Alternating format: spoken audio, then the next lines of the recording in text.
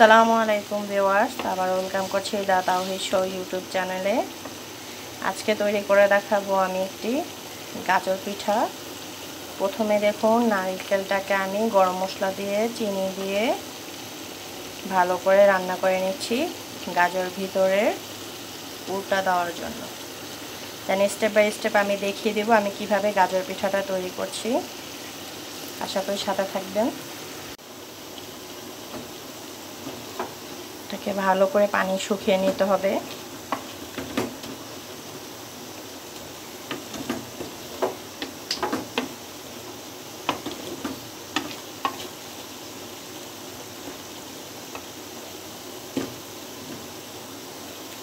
গরম মশলাটা আমি স্মেলের জন্য অ্যাড করেছি, যেন যখন বানাবো আমরা এটা উঠিয়ে ফেলে দেব, নাহলে খেতে ভালো লাগবে না।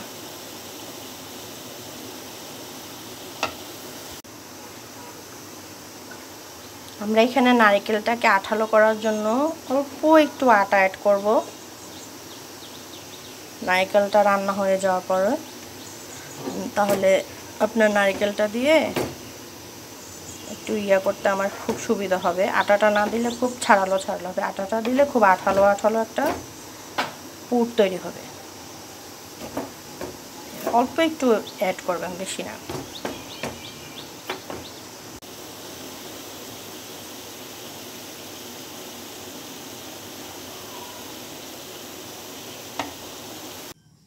আমি এখানে কিছু অরেঞ্জ কালার দিয়ে কিছু আটা দিয়ে ভালো করে একটা ডো তৈরি করে নিয়েছি।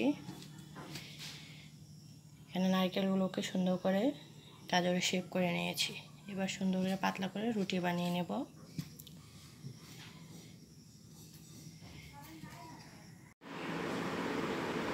এভাবে রুটি বানিয়ে কেটে নিয়ে তারপরে এটার ভিতরে এটা দেব।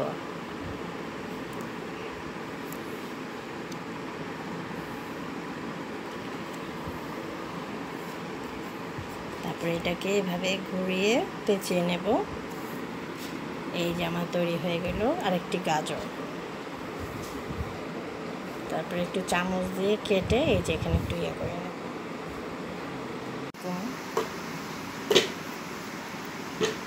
এই যে আমি যে আটাটা তৈরি করেছি, এখন নারকেল পেঁচিয়ে নেবেন।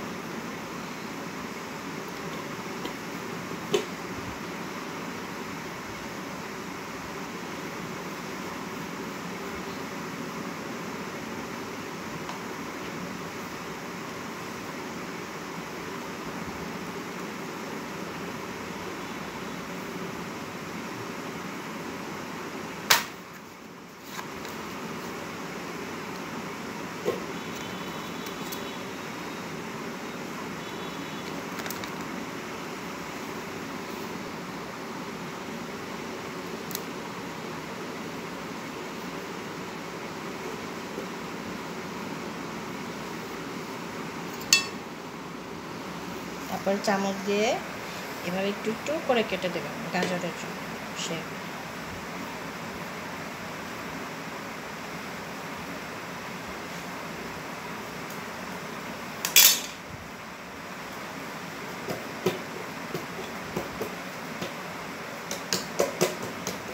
দেন এখানে এই মুখটা তৈরি করে নেব একটু ফ্রুট কালার দিয়ে। তৈরি হয়ে গেল গাজর।